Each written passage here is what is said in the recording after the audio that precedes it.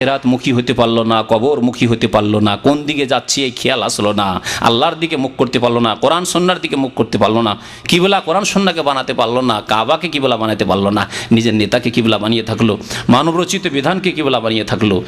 এটি হচ্ছে ঈমান ভঙ্গকারী বিষয়। এদের মধ্যে ঈমান নেই, এদের মধ্যে ঈমান নেই। আর আরেকটি বিষয়, 12টি বা 13টি হয়তো পুরাই করে দিলাম। আর একটি বিষয় হচ্ছে যে অস্বীকার করা, নাস্তিকতা।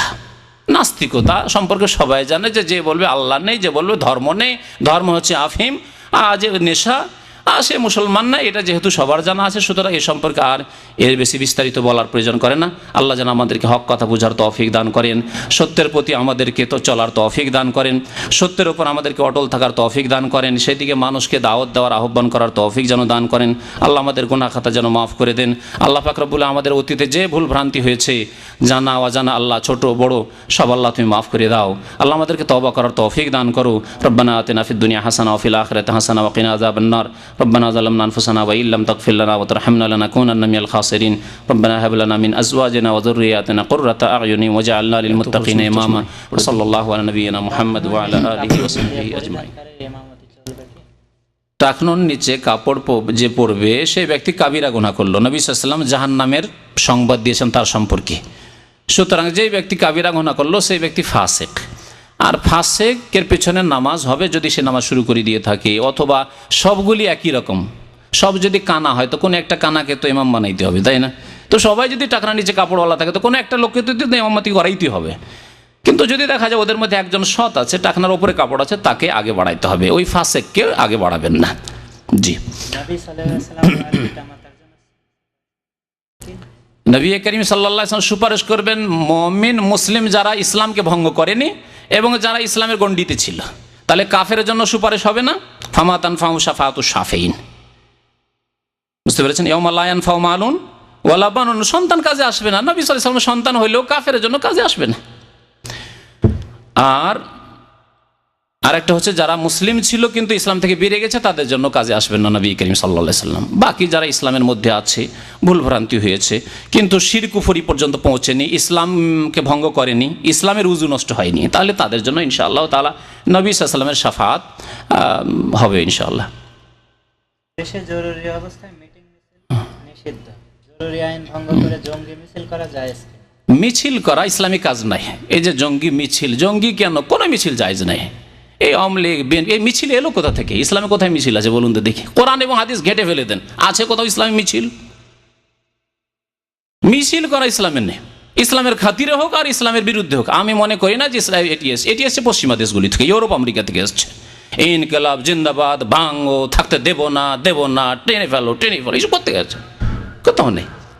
যদি মুসলিম নেতা হয় তাহলে তাকে পরামর্শ দেন, আর পরামর্শ দিয়ে যদি ভালো কথা নেই তো ঠিক আছে, আর যদি না নেই, দেখেন যারা ইসলামের বিরুদ্ধে কাজ করছে তাহলে দেখেন যে আমাদের ক্ষমতা কতটা, যে দেখেন ক্ষমতা আছে আমাদেরকে যে তাকে সরিয়ে দিতে পারবো, সেটা আলাদা কথা, সরিয়ে দেবেন।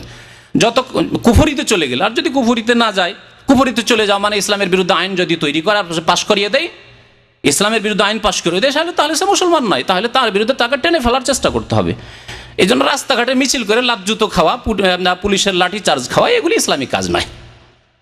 এইসব কাজ আমি করতে বলি না। কোরআন সুন্নাহর অনুসারী আলেমরা মিছিলের পক্ষপাতী নয়, এই মিছিল করা ইসলামিক কাজ নয়। দেশের অনেক ইসলামিক দল দেশের বড় দলগুলোর সাথে পোল করে থাকে, এদের অবস্থা কি হবে? যদিও তারা বলে মানব রচিত আইন। এই যেগুলি ইসলামের নামে রাজনীতি হচ্ছে সে সম্পর্কে বিস্তারিত আলোচনার প্রয়োজন রয়েছে। এগুলো দল শরীয়ত সম্মত দল নয়, যদিও ইসলামের নাম দিয়ে তারা কাজ করছে, কিছু ইসলামের কাজ করছে, কিছু ভালো দিক আছে, এতে কোনো সন্দেহ নেই, কিন্তু তাদের তরিকাটা হচ্ছে বিদাতি তরিকা, গণতান্ত্রিক পদ্ধতি, এবং অন্যান্য দলগুলো যেভাবে চলছে সেভাবেই আমরা গদিতে যাব আর গিয়ে ইসলাম কায়েম করবে, এটি আশা মাত্র। আসল আশা হচ্ছে যে আমরা মন্ত্রী হব, এবার 3টে হয়েছে, আগামীবার যাতে করে 6টা 7টা 10টা হইতে পারি, আর কিছু না। জি, সুতরাং এটি হচ্ছে বিদাতি রাস্তা। এই রাস্তা বিপজ্জনক এবং এটি ইসলামিক রাস্তা নয়। ইমাম মালিক রহমতুল্লাহ আলাইহি বলেছেন, লা ইয়াসলুহা আখিরু হাযিহিল উম্মাহ ইল্লা বিমা সালুহা বিহি আউয়ালুহা। সাহাবায়ে কেরামরা এরকম মিছিল করা আর এরকম গণতান্ত্রিক পদ্ধতি ইসলামের নামে লড়াই করে ইসলামী আইনের বাস্তবায়ন করা, এই রাস্তা নিয়েছিলেন না? নেননি। তাহলে যেই পথ ধরেছেন সাহাবায়ে কেরামরা সেটি হচ্ছে জিহাদ ফি সাবিলিল্লাহর পথ, ইসলামের দাওয়াতের পথ। মানুষকে দাওয়াত দিতে হবে লা ইয়াহদিয়াল্লাহু বিকা রাজুলান ওয়াহিদান খায়রুল লাকা মিন হুমুরিন নাম। একটি লোককে যদি হেদায়েত করতে পারেন, একটি নেতাকে হেদায়েত করতে পারেন, আর তাকে যদি মুসলমান বানিয়ে নামাজি বানিয়ে দিতে পারেন, তাকে শিরক বিদআত কবর মাজার পূজা ছাড়িয়ে দিতে পারেন, এটি তোমার দুনিয়ার মূল্যবান সম্পদ চাইতে উত্তম। তো এই দাওয়াতের কাজ করতে হবে। আর দাওয়াতে কাজ করতে গিয়ে যেখানে বাধা সৃষ্টি হবে সেখানে যদি ক্ষমতা থাকে তখন জিহাদ করতে হবে, ক্ষমতা না থাকলে সেখানে জিহাদ নেই, শর্ত সাপেক্ষ এটা রয়েছে। ক্ষমতা নাই আর খামাখাতে এই বাংলা ভাই আব্দুর রহমানদের মতো দু চারটা ঢেল মেরে দিবেন আর নিজেই জীবন দিয়ে দেবেন, এটা ইসলামী তরিকা আবার নয়, এটার নাম জিহাদ নয় অবশ্য। আমি যখন জিহাদ বলবো তার মানে এটা ভাববেন না যে বাংলা ভাইদের কথা বলবো, তা বলছি, বরং সেটা গলত রাস্তা, ভুল রাস্তা। আর গণতান্ত্রিক পদ্ধতি ইসলাম কায়েম করা সেটি হচ্ছে ভুল রাস্তা, বিদাতি রাস্তা। বাংলা ভাইদের যেমন বিদাতি রাস্তা, তেমনি যারা গণতান্ত্রিক পদ্ধতিতে বলছেন আমরা গদিতে যাব, এটাও ভুল রাস্তা, বিদাতি রাস্তা। জি। قال رسول الله صلى الله عليه وسلم لأن يهدي الله بك رجلا واحدا خير لك من حمر النعم